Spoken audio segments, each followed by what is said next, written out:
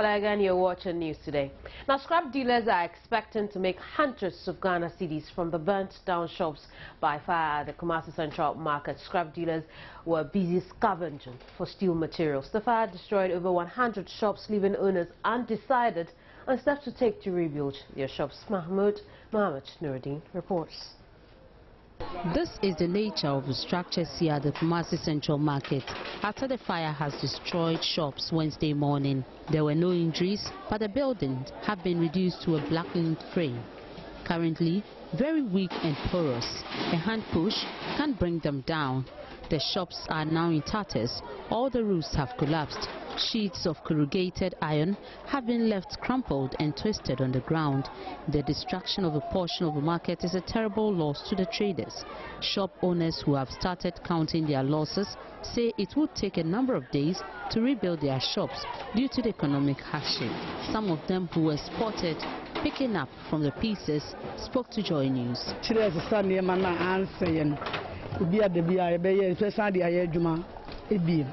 Today, ye be in the Vasias Sako, ye come from Nadia and will be a timid and mine. And say a big PM run stony more to Guna Yamia Stony, Yasako Pebusia, the other Sergeant, I say no one a train. In the midst of this, scrap dealers have however stormed the scene to hunt for steel materials. Our cameras captured some of them going through the debris as they dig and walk into the frail building, searching for the scrap metals. This, according to them, has been their source of livelihood over the years, and that will not stop now.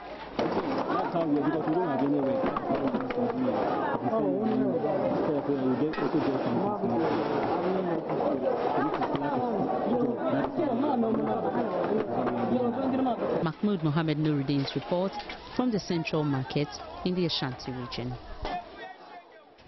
In a bit, we'll speak to the Ashanti Regional Fire Command, but in the meantime, let's take a look at our eyes. Ghana currently has only 74 ophthalmologists attending to over 24 million people here.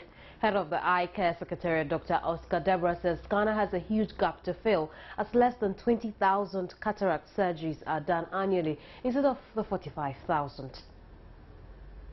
Delivering eye health services, namely Kumasi, Komfanochi here, Kolebu, Taprade, and my second home, Boku. But then since then, we've done a lot. And as I'm talking now, about 85% of the district hospitals in the country have some form of an eye clinic, at least manned by an ophthalmic nurse, so that the people of the country can have some eye health service delivery.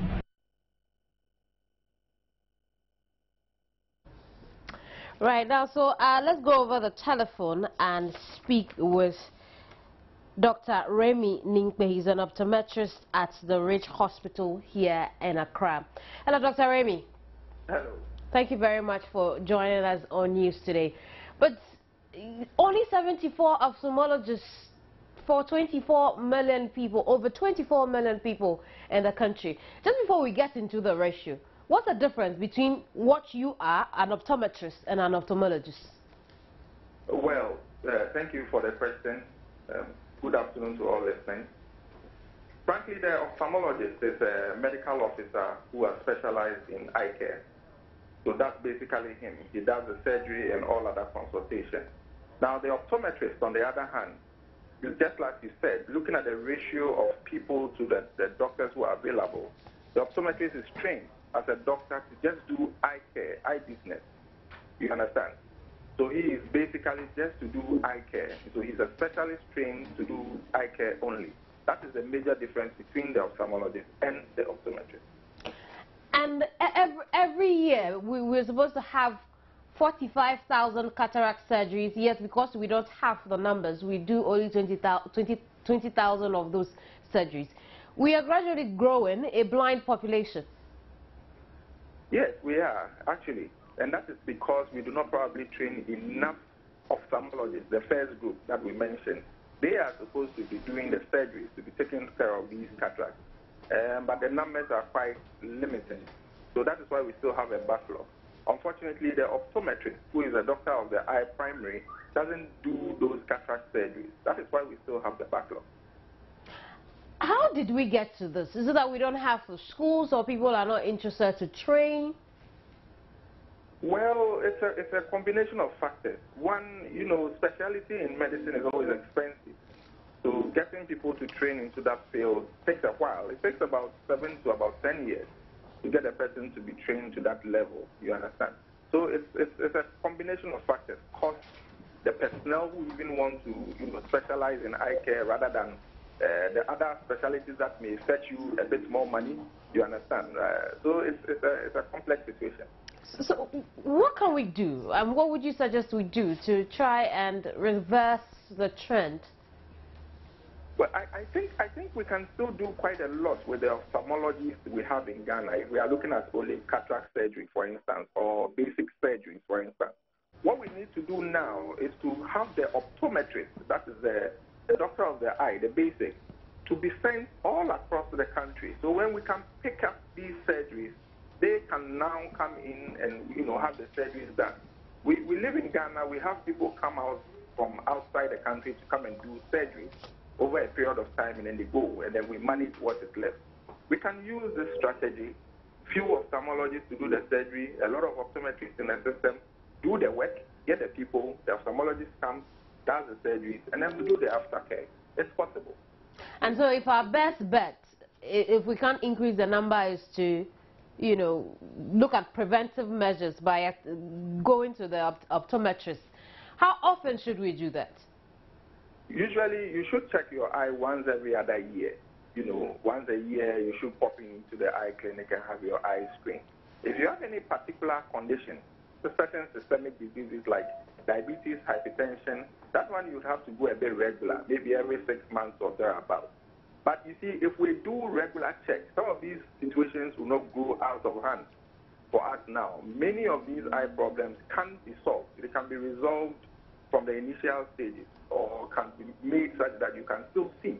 But we wait till it is almost impossible, then we rush to the hospital, and that is where the difficulty is coming. Thank you very much, Dr. Remy. Dr. Remy Ningpe is an optometrist at the Ridge Hospital in Accra. Now, some young persons with entrepreneurial skills have called on governments to ensure that Youth Entrepreneurial Support Fund announced by President Mahama in the State of the Nation address is beneficial to them and the country as a whole without discrimination. Joynews' checks with the Youth and Sports Ministry indicates the 10 million cedi fund will be administered directly in the Office of the President. The initiative is expected to provide some financial assistance for youth with entrepreneurial skills and to create jobs from their business ideas. Our questions about modalities did not yield concrete answers from the Youth and Sports Ministry, as the Deputy Minister Joseph Yamin maintained official launch of the fund is slated for next week, and such details will come up then. Basically, it's to ease the burden on the youth employment now, JIDA.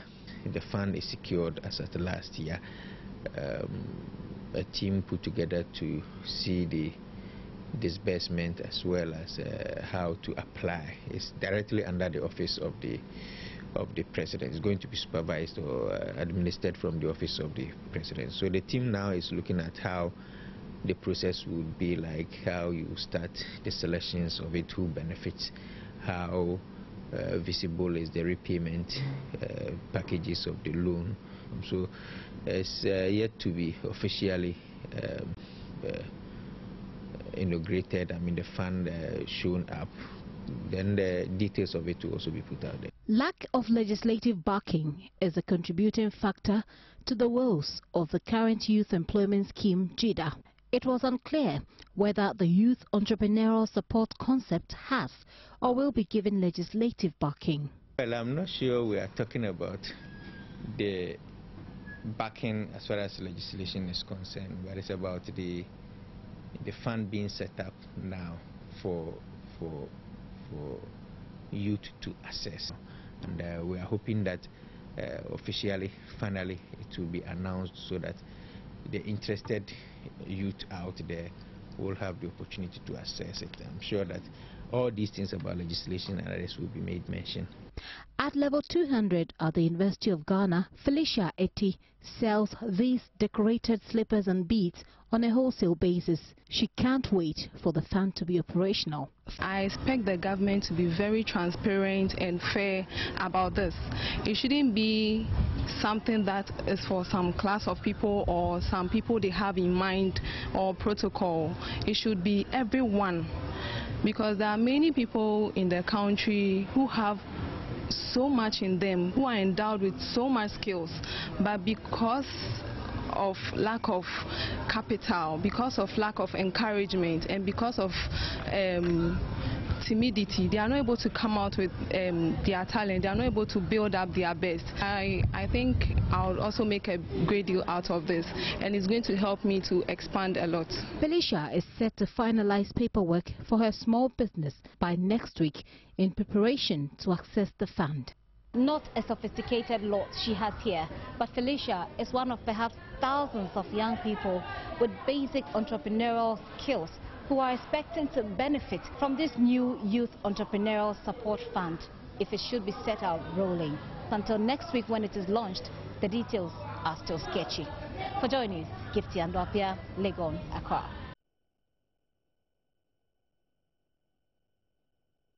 The Committee for Joint Action has described the current spate of demolitions in Ghana as a perversion of the rights of poor to fend for themselves and their families, and it is an indictment on state institutions for willfully refusing to recognize the human rights of the poor to decent livelihoods. Since the start of 2014, several demolition exercises have taken place in some suburbs of Kumasi, at Adenta Metropolis and at Ajekojo in Tema, rendering thousands of residents homeless. The demolitions were undertaken by state agencies or private individuals with support from the security agencies. The CJA has called on government to take urgent measures to ensure that hundreds of children who have been affected by the mass evictions have access to education as required under our Constitution and the African Charter on Human and People's Rights, Article 70. I have with me the convener for Committee for Joint Action, Kwesi Edu, in the studio. We'll talk about this briefly. Thank you very much, Kofi. Thank you. Kwesi instead. Kwesi, thank you very much for joining us on News Today. Thank you. Where do we draw the line between having people do the right thing and what you have explained, government not taking into account, or the demolition exercises not taking into account people's rights? In the first place, we have to recognize that there is something wrong when people occupy wrong lands. But we also have to recognize that it is not only the poor who should be evicted. And then when you decide to evict, you have to do it in a way that does not infringe on the rights of those people. Some of these people have been living on these lands for 20 or more years. How did that arise? Those who own the land, those government institutions that own the land, did they not know? In some cases, some of the local authorities actually collect taxes from those people. They virtually acquiesce to these things. And so when you decide that you do not need them there, then you have to take measures to ensure that they have another place to go to or things like that, not just to throw them onto the streets, use state violence against them, sometimes shoot some of them at will and maim some of them. This is not right. There is a fundamental problem. Our governments do not have housing policies for the poor. And when the poor are in the urban areas, they have to have somewhere to live. Now they go to see a chief who says that this is my land. Now they are not as sophisticated as the elite who will go to the Lands Commission and do searches and things like that and find out who is the right owner. The chief says that that's my land. And then you sit there, you knowing it, you don't go to court and have an injunction against them to stop them from developing it. You allow them to develop it. You collect taxes from them. And then 20 years later, you go throw their things out, beat them up, and then they become internally displaced people. That is not fair. And so what are you asking be done instead of the way things are at the moment? Because yes, they have occupied wrong lands. Now the rightful owners want their lands back, and they've taken it from them. what exactly is the point the CJA hopes to make as to how we should go about this? There are many, many lands in East Cantonment in Accra and in several parts of Accra. Government lands. The rich people take them and build on them, sometimes at night. By the time you realize the structures are up. What does government do? They regularize them. They allow them to do it. CJA has, over the years, the last 4 or 5 years, have been talking about people who just take over government lands. What do? They just take it. Nothing is done by the government. It's only when it comes to the poor people that they immediately have their tails up. So even with the demolition, there is some form of discrimination? Of course there is. Of course there is. If you go to East Cantonment, you will see them. If you go to other parts of Accra, Roman Ridge and other places, you have highlighted, you have published names. Which lands in East Cantonment belong to government that have been occupied and regularized? There are plenty of them. I see. During Professor Morris's time, we highlighted the cases in which the then chairman of the Lands Commission was allowing people to take over lands, claiming that he was pursuing a particular government policy, which was not true. Because that government policy had been abandoned a long time ago. And he was sharing them among himself and his friends. So if you go to NAFTI, the NAFTI hostel, next door to it, you will see a huge structure there. He took it. Now, when Mahama came, he removed him from the Lands Commission. What did he do? What did he do afterwards? All those things along the Redemption or the Independence Avenue and those places he has built, he's taking them. I see. And so going forward, I mean, the lands have been taken already. What can we do about it? So those lands at Jekojo, Adenta, well, had also been taken already. That's what I mean. I'm not referring to the discriminatory. I mean, those people that we say now have been dealt with unfairly. What do we do about it? At this moment, it is very difficult to say what should be done, apart from the fact that some of them have children who go to schools, they have been displaced, now they have to look for schools. Government should look after them. Not just that you send NADMO to give them tea and blanket. That is not the right thing. And then also, government should have a policy for housing ordinary people, so that they don't go looking for lands anywhere and chiefs deceive them and then they build on them only for a TDC or somebody like that to come and say that this is their land and that they are taking it. It is not fair. And also the officials who sat there for 20 or more years, for people seeing that people were building, they built and they were living there, they should face disciplinary action. And it is... Yes, will one of those steps be, for instance, President Mahama to use the tax ministries of land and housing to come out with guidelines to protect state lands and demolition exercises, for instance? Governments have been telling us all these years that they're taking steps to protect state lands, and they do nothing about it. Now, what guidelines? What guidelines? The guidelines are there. If the land is not for somebody who is encroaching on it, stop them. So that you don't have to develop guidelines to deal with people who have already or who are encroaching upon it. Having allowed them or virtually looked on idly and let them encroach on it, and then you say, oh, we are going to develop guidelines. What are those guidelines? They shouldn't happen in the first place. Those things should not happen. They shouldn't have happened. But look, going forward, we will have to make sure that the same way that they treat the other people who have taken over East Cantonment's Roman Ridge lands and have been allowed, those guidelines should actually see how they could regularize the stay of those people on other lands from where they are yet to But if we continue to do that, won't we see people just taking over lands that are not theirs? I think we as a people should rather be careful what kind of lands we buy. That is what I'm saying. That firstly, there should be some education as to land acquisition. There has to be a policy that educates the public. If you want land, go and do a search. Either at the Lands Commission or you have the planning people, you can go town and country planning, go and do a search to know the true owner before you go and build on it. All this should be done so that people will know their rights and what are their responsibilities, what they are supposed to do or what they are not supposed to do. Right. Okay. But then, if you are going to apply the law, let's apply it equitably, evenly across board, and not one law for the rich and one law for the poor. Finally, will we see the CJ do something in this regard beyond the statement?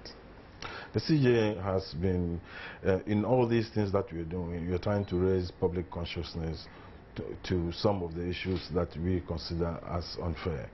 Regarding this particular issue, we haven't discussed any idea of any further thing to do.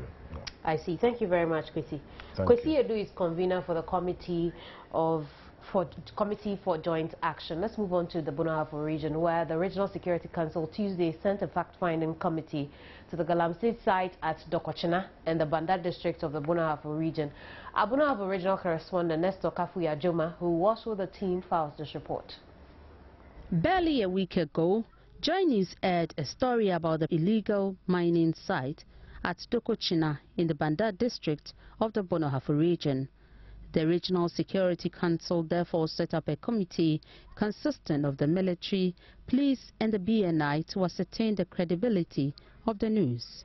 The committee also sought to know the extent of damage to the environment. About half of the illegal miners had already absconded before the team arrived at the site because they had information that a joint police-military team was coming to evacuate them. Most of those who could not leave due to some reasons stayed away from digging, whilst others were busily getting ready to leave. This young man was captured by our cameras as he was hiding in this mining pit. Few machines for the illegal mining were seen around. Joynews gathered that most of the machines have been moved to safety at secret locations in order to avoid being confiscated by the team. The Banda District Chief Executive Alexander Bonso spoke to the news team after inspecting the site. I've seen that what we have heard is actually true. So, in fact, the situation here, if not checked, is going to have a very serious effect on our dam. Now, I'm told almost half the people have run away. And looking at the crowd around, I can say we have not less than 3,000 people here. So if half have run away, it means we have over 6,000 here. The team leader of the Joint Security Force, ACP Patrick Edusei Sapong, described the Dokochina Galamsey site as the largest so far in the country. If I arrive, you see the number of people who are here. It will not be wrong to describe this place to be the largest of all Galamsey sites in the country. I've been to so many of the sites, mining towns, Galamsey sites, mining places, but this seems to be the largest, considering the number of people who are here. Our advice is very simple.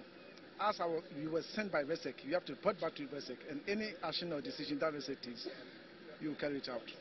One of the leaders of the illegal miners, Seydou Yao, noted that they are very aware that their activities are illegal, but attributes it to unemployment.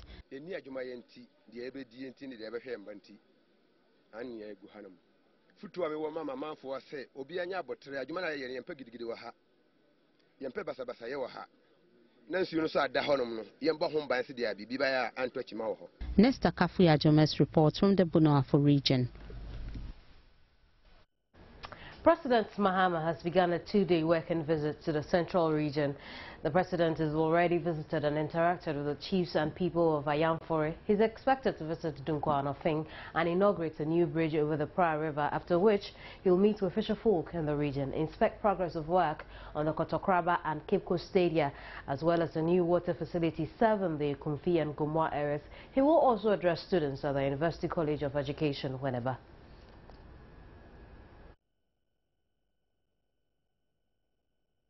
Gifty Ando Apia is our presidential correspondent. She joined us over the telephone. Hello, Gifty. we have lost Gifty there, but we'll put in efforts to raise her back over the telephone. In the meantime, the Judgment Debt Commission is not likely to meet its June deadline for the completion of its work. According to officials, this is partly due to delay by government in renovating the Commission's new office space. In December 2013, fire raised down offices of the Commission at the old Parliament House. The Commission was expected to resume work on 6 January 2014 afterwards.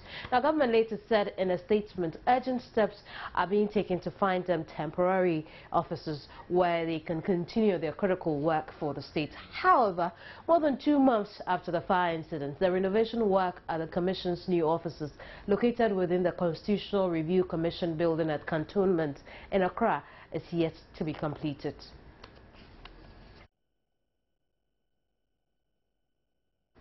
Let's go back to our earlier story where the president is currently on a working tour of the central region. He's inspected some projects and spoken with the chief of the area. Let's talk to Gifty and our PR presidential correspondent. Hello, Gifty. Hello, Kamini. Thank you very much for joining us on News Today. What's been the president's message on his visit? Well, as you already know, he's on a 2-day working tour here in the region. He's already met the chiefs and people of Ayamfuri, and what he has told them, I mean, over here, it's all about Galamsey, and so the message basically has been about Galamsey.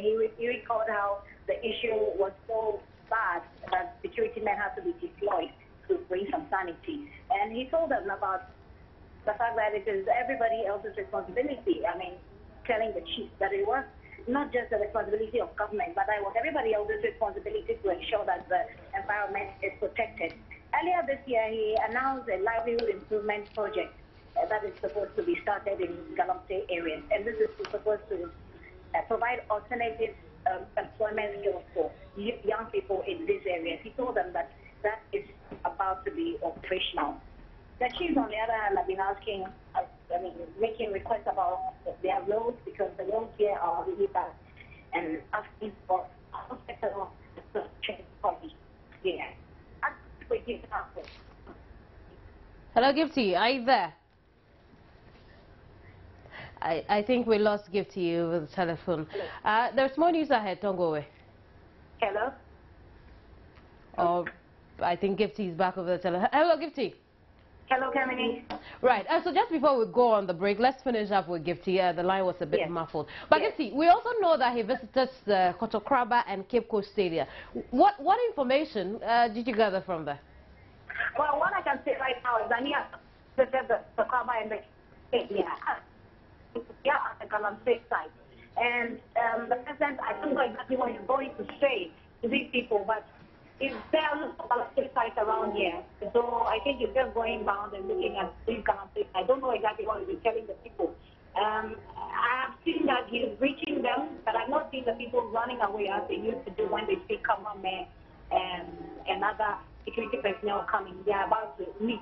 I don't know exactly what he's going to tell them. But earlier on, when he met with the people of Ayamfuri, what he told them was that a new livelihood improvement project, which he had here during the interaction with the media, is going to be operational soon.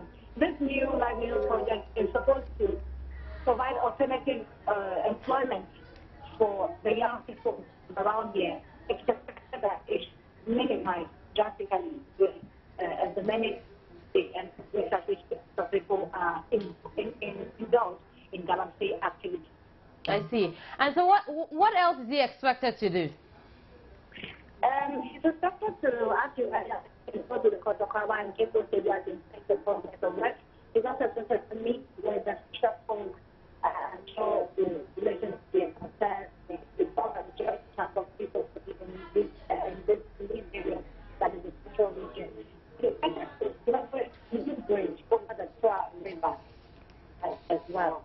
So for now, he's done with Ayamfuri and he's been doing and there's a number of chiefs and people already waiting for him when he's supposed to address. But now, as I said, he is at the Galamsey site. Right. I'm yet to get details as to what he wants to tell. Thank you very much, Gifty. Gifty and Pia is a Flagstaff House correspondent. There's more news ahead. Don't go away.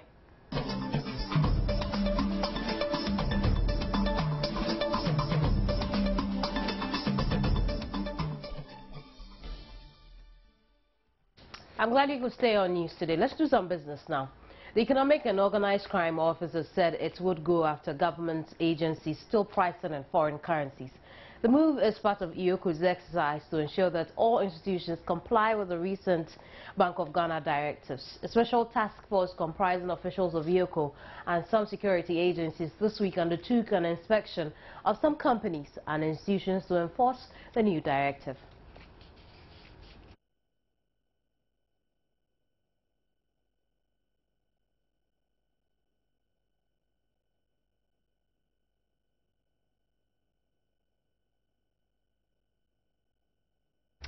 Minister of State in charge of financial and allied institutions, Fifi Kwete, says measures adopted by government in 2013, though worrying, have helped sustain the country's economic gains.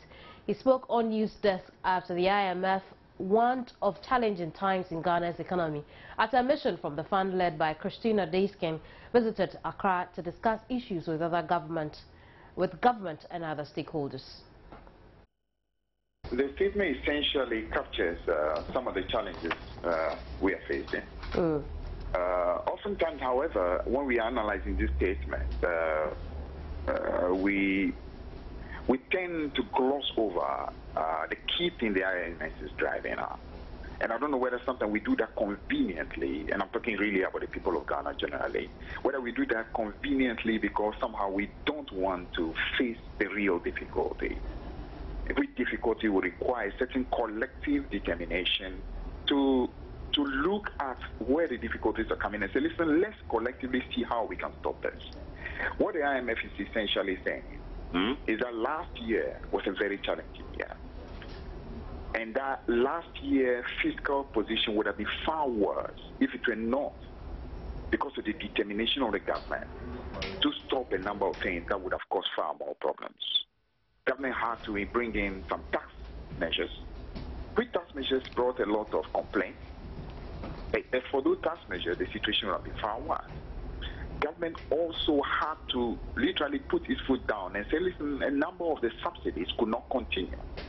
Subsidies to petroleum, subsidies to utilities. And if the government had not taken those decisions, our situation would have been far worse.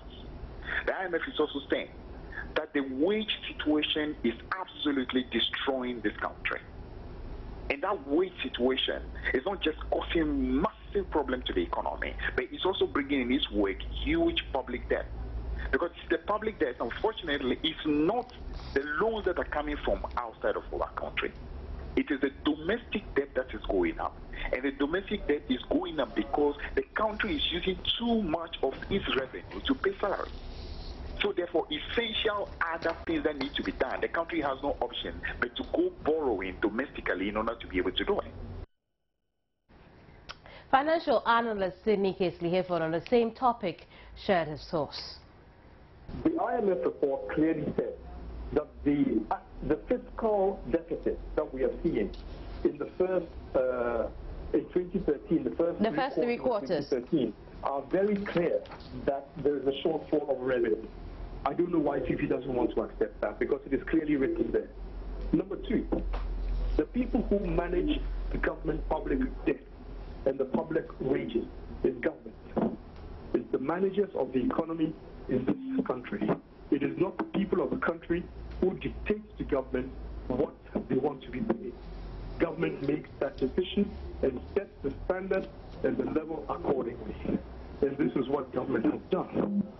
So the responsibility of borrowing in order to be able to meet expenses lies squarely on the shoulders of government. And this government has borrowed and borrowed and borrowed and is now facing a struggling system where we are unable to make our expenses. Importers and Exporters Association of Ghana is urging government not to initiate the Economic Partnership Agreement. According to the association, signing the EPA will worsen Ghana's already worse trade deficits and increase unemployment. Samson Asaki Awingobit is the Executive Secretary of the association. He's joined us over the telephone. Hello, Samson. Hello, Kemi. How are you? I'm very well. I trust you're well too. But elaborate on why this would worsen the trade deficit. Well, Kevin, good afternoon and good afternoon to your listeners, and therefore good afternoon to our importers, gallant importers of this country. It is true that Importers and Exporters Association of Ghana, we are calling on government strongly that government should not go ahead to sign such a deal, because the EPA is an economic partnership agreement. The clauses that is found in there will not help, and that was as a result.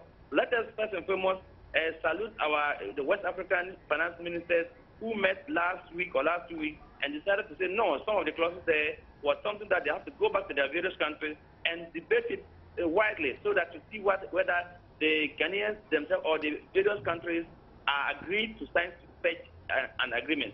We think strongly that when you listen to the president, when he delivered the State of the Nation address, he made it clear that Ghana here, everything we import into this country.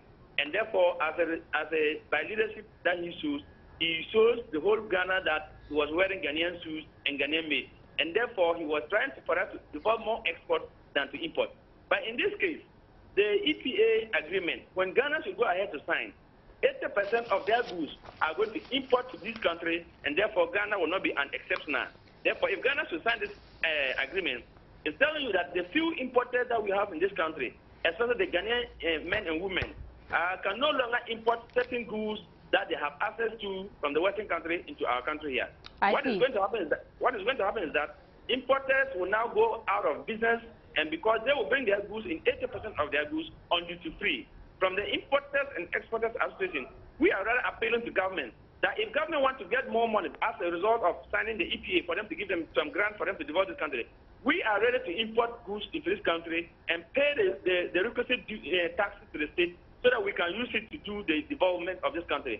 We will feel proud if we can use our own taxes to develop the country and than to go for grant here, loan there. We think that if government wanted more money, and therefore think that they should be 80% of the we'll leave it there for now. Thank you very much, Samson. Samson Asaki Awengovit is Executive Secretary for the Importers and Exporters Association of Ghana. Let's talk foreign business. And Japanese officials are studying ways to regulate the virtual currency Bitcoin after a prominent Tokyo-based trading house shut down suddenly on Tuesday. The unexpected closure of MT Gox exchange is the latest setback in the currency's attempts to gain worldwide acceptance. The sudden disappearance of the company which was once one of the largest Bitcoin exchanges, has dealt a blow to the credibility of the virtual currency. Japan Chief Cabinet Secretary Yoshihide Suga has said authorities, including the Japanese Financial Services Agency, Finance Ministry, and the police, are looking into the Bitcoin trading in Japan.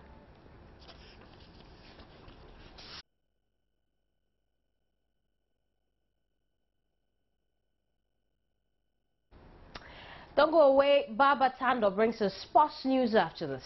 Welcome to the sports segment on News Today. My name is Baba Tando. Sports is kindly brought to you by Tigo and Cowbell. Now we begin from the local scene where Asante Kotoko midfielder Yaya Mohammed has been suspended by the club for signing a pre-contract agreement with Libyan side Al Ittihad Tripoli last week amidst claims of a breach of contract. Kotoko have suspended versatile Yaya Mohammed pending an inquiry into recent events. Joy Sports understands the Kumasi-based side have decided to file the disciplinary acts over the claims of breach of contract. Mohammed abandoned the two-time African champions to sign a pre-contract arrangement with Libyan side Al Ittihad Tripoli last week. The Porcupine Warriors have written to the Ghana FA over the matter. However, Joy Sports understands the club has suspended the player even though it's yet to be made public. The Chant star has arrived in the country but is reported to be playing hide-and-seek with top officials. Ghana captain Asamoah Gyan scored a winning goal and helped to set up another goal to help Al Ain defeat mega spending Qatari club Lekwia 2-1 in the Asian Champions League in the United Arab Emirates last night. Ibrahim Diaki gave the hosts the lead in the 12th minute at the Hazard bin Zayed Stadium, but the Qataris found an equalizer through Vladimir Weiss before the break. Al Ain were much improved after the break and retook the lead when Gyan hammered home to give them their first win at their new stadium. It's a wrap for sports, but for more headlines, you can log on to the sports page on myjoyonline.com. Sports on News Today is proudly sponsored by Tigo and Cowbell. My name is Baba Tando. The news continues after this break. Do stay on. Young, dynamic Zimbabwean singer and songwriter who leads the group Color Blue, Dudu Mahinga, has arrived in Ghana to collaborate with Ochame on his album African Connection. Known in real life as Kwame Nsia Appel, Ochame Kwame, credited with numerous albums, with his latest being the versatile album. I'm too old for swag, so I floss. Rap doctor, it's a one-mic jam.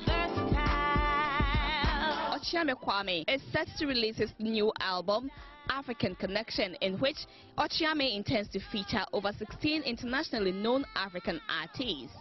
Apart from the ones who come to Ghana, we've also recorded Double HP from South Africa and Michael Ross from Uganda and many other. We've done Egypt, Mauritania, and now we are in Zimbabwe. The latest international artist to arrive in town to do her collaboration with Ochame on the African Connection is Dudu Mahinga of Zimbabwe. Dudu tells us how excited she is to be part of the African Connection album. Ochame is amazing. Really, I've had time with him, and just his level of thinking, the way that he sees things much far ahead, and he's not only thinking about what we're doing now, we're already thinking video concept, we're thinking this and that, and what else we will do together in future for ourselves, for Africa, and for other artists. So I'm really excited. About his compliment, I think I haven't said too much, Ochame. It's just, you're making Ghana too expectant. According to Ochame, the African Connection album will give him the opportunity to open up to new musical experiences from all over the world. Our headlines again. Ghana currently has only 74 ophthalmologists attending to the 24 million population.